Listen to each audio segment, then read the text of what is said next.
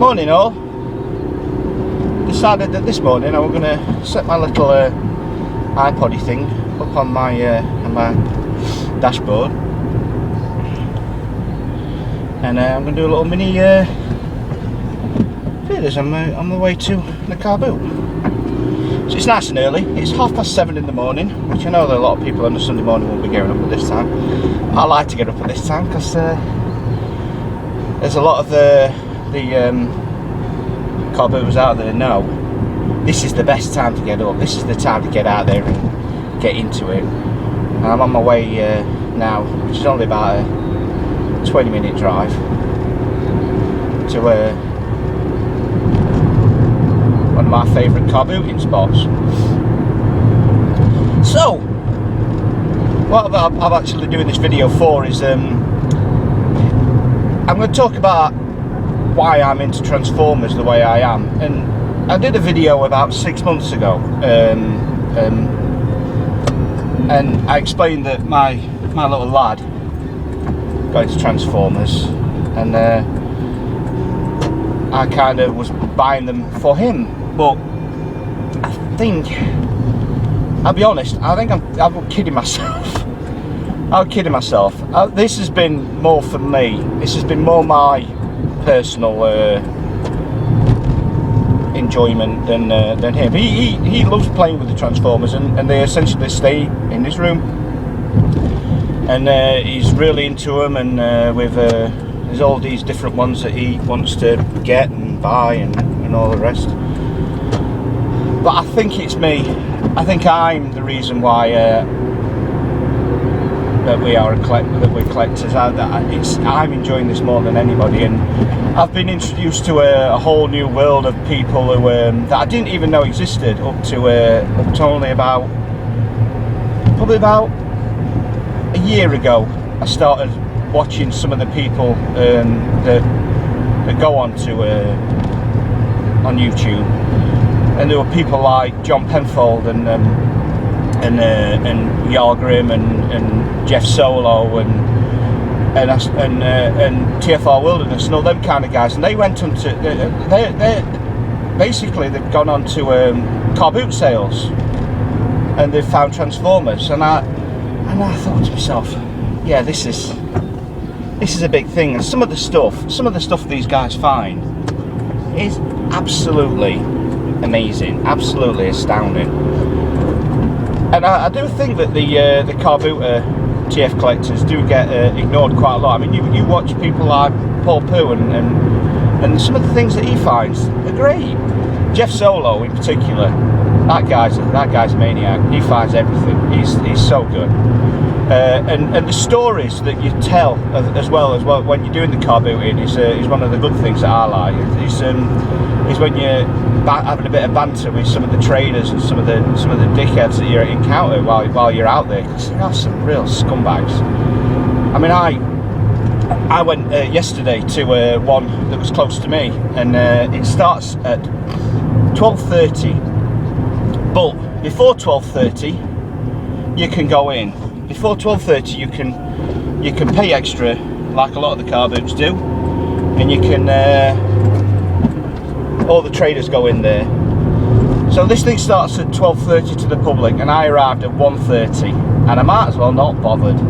And there were about 100 and something cars. There were stacks and stacks and stacks of people there, and it had been absolutely wiped out. I mean, hundreds of cars. I didn't see a single Transformer.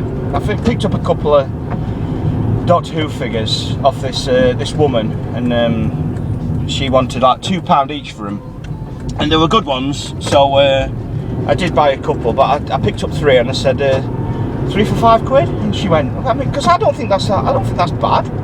I don't think that's being too cheeky. And she turns around and she says, no, I can't do less than £2 on each of them. I buy them so I can sell them on, and that's happening a lot. And there's a lot more people out there have been. I've said it before, that are wise now to the nerdy part of aspect of collecting and toy hunting and all the rest of it, and they know what sells. So you have to be a little bit more devious. You have to be a little bit more well, what's the word I'm looking for? A bit more wily when you're out there trying to find your the stuff that you're after. I mean, I go out there and there's certain things that I look for. I mean, fair enough, I do videos that are based on Transformers and based on like Doctor Who stuff, but there's loads and loads of other stuff that I get, like a lot of retro computer games and books and Blu-rays and all sorts of things that I pick up. And I admit, I've got a bit of an addiction to car booting. I've been doing car booting for donkey's years, but it's only in the last, I don't know, 12 months or so I've got a real issue with it. Because if I go on holiday and I know that I'm going to a specific place, one of the first things that I'll do is see if there's a car boot sale in the local area. Because I managed to come across, for instance, example, we went to Scarborough about this time last year, and near where our caravan site was a car boot sale next to a pub on a certain day. And then when we were driving to a specific place one day, came across a fantastic car boot sale in this field, and it just had to make a beeline for it and went in there. But I love it. I really love it. And if there's ones in my area, I'll check out ones and assess them, see if they're going to be good or not. There's new ones that have cropped up around us recently that, because I live in North Derbyshire, and in North Derbyshire there's a massive one, and the one I was on about earlier on, which is the Twin Oaks, just off junction 29 for the M1. Now that is one of the biggest ones in the district. It's absolutely vast. But big car boot sales don't necessarily make good car boot sales. Anyone who goes to car boot sales knows that. You want to go to the ones that are a little bit further afield, the ones that are a little bit smaller, and the ones that are people who are just selling stuff. A lot of these ones that have just got traders going to them, and that one in particular has a hotel that's on the actual site of it. Now in the hotel, you get all these guys that stop there for the night for the intention in the morning they get up and they go with the big hold all carrier bags. They pay the £5 entry fee thing, and they just wipe it out. They take the lot, and that ruins a lot of car boots for people who are like genuine collectors and what have you. It's not right doing that. But some people earn a living out of it, so if that's their living, I suppose you really can't begrudge them. I mean, I just do this for a bit of fun and a bit of enjoyment. The videos where I started doing them, they were good fun. They were enjoyable to do, and I got quite a few. I got a few subscribers now, and views into the hundreds, which is great. It's absolutely fantastic. I couldn't ask for anything else, really. But I did watch a video the other day with a guy called Darth Prime. Check him out. He's a really funny guy. He's a bit of a toy hunter. He goes to supermarkets, and occasionally I think he's been to car boot sales, because I've heard him mention them before. And he collects things like Star Wars toys, and he's big into his Power Rangers, which is a bit. But he also gets Transformers and all sorts of bits and bobs like that. And he mentioned that he considered jacking it in. I mean, this guy's got 1,000 subscribers, I believe, something like that. Maybe I think it might be even more than that. And he gets loads and loads of views, and he gets fed up on it. And then if you read down it, there's other guys on there that I subscribe to as well on the comments, and they've said exactly the same. Bisto Yeti, the other day, said that he feels like jacking it in sometimes, and it is a real shame. And a lot of people did come out and say that if you get a couple of subscribers and a couple of people who watch your videos, you got to keep doing it. If you're doing it, you've got to do it to make you happy. You've got to be happy yourself doing it.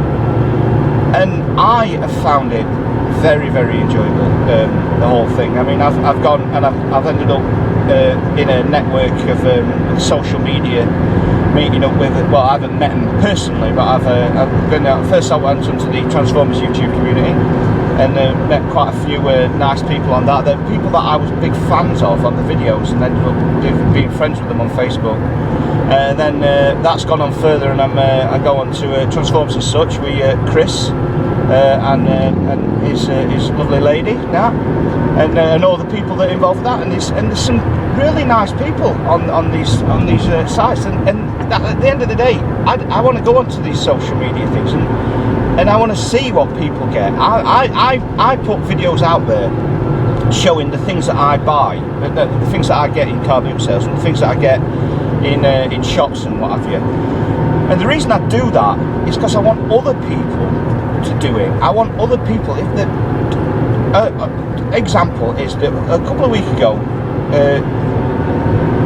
John Penfold, he found a Unicron, Dark Energon Unicron, Energon Dark Unicron. It was this Unicron toy anyway, brand new, all its bits and bobs. So it had a tiny little bit missing, a tiny little bit missing off of it, and he found this for £1, £1 for a great big Unicron thing. And then the week before that, he found a G1 Grimlock for 50p. This guy is brilliant, and stuff like that sticks for me, because I think to myself, oh, that's just awesome. You watch some of the guys that go out there, they find amazing things. I mean, I found some great stuff. My shining example was when I found a Ghost Starscream, and I thought it was a knockoff one, and it's not. It's ended up being like a genuine one. Ghost Starscream one for 50p on a car boot sale. And I posted it because I didn't even know what it was on one of the forums, and they came back and said, "Oh yeah, this is Ghost Starscream, it's a collectible kind of thing." Amazing, absolutely amazing. That this kind of thing they end up cropping up on car boots for 50p. Last week, I found a giant Bumblebee toy, like an Ultimate Bumblebee for £2. And when I got it home, I thought, oh, it might have bits missing, or it's been broken. It was in perfect working order. People need to go to these car boot sales. Proper collectors and stuff need to go to them and find these things, because there are stacks and stacks of stuff to find. So, this is my message. I want you to go out. I want you to go to car boot sales, even if you've not been to them before, if you've had bad experiences to them before. On Sunday morning, get up early, go to a car boot sale, check it out. You won't be disappointed, I promise you. This morning is it's at the moment 7:45 in the morning. I am about 5 minutes away from my car boot sale now, up this really steep hill. It's called Slack Hill, which is between where I live and Matlock Town. I'm gonna have to go down again. So this is what car booting's all about. Look at this in the morning, sunshine, beautiful day. It was raining yesterday, absolutely pissing it down yesterday, and this morning, car boot sale. Oh, this is the life. I've had a slice of toast, I've had a cup of coffee, and now I'm driving in beautiful countryside. Oh, this is the life. I mean, I've come across some car boots before that are not worth going into, and you do go on to some, and there's some people that just, like Paul Poo mentioned it the other day, that you get somewhere, you have a bad feeling when you go around the site, when you go around it, and you're trying to work out what the hell people are, why they. You get it's like if you've ever been to a nightclub before and you know that the nightclub's horrible. You go in there and you get an instant feeling in your gut that there's something not right about it. You can get that with car boot sales. There's some car boot sales are just the worst. They just but occasionally you'll have one day that will be your shining moment, that you'll just go, oh, this was a good day. That good day was my last week. My last week on the car boot sales was phenomenal. I picked up not just TF stuff, loads and loads and loads and loads of stuff. I found some absolute corkers last week, and that's what makes it all worth it for me. That's why it's my passion, my hobby. That's why I want to encourage people to do it. And you can't tell me that there's not car boot sales in your area. There are forums on there. There's one called Car Boot Junction, and I think it tells you about every single car boots that are in your local area. You need to do it. You need to get up and get out there. You will be astounded what you can pick up. Last week I found there was a young lad who started posting videos on a few of his little finds that he had, and I thought, oh, this is quite interesting. Watching along, and I thought, oh, that's a good little toy, that. I'm not got that one. And he said, oh, and I went to it, and I got it from such and such car boot sale, and it's one of the car boot sales I go to, and I got it, and I went to that car boot sale that week, and I got up early, and he got stuff that I'd not seen. So you've got to proper look. You've got to hunt for these things.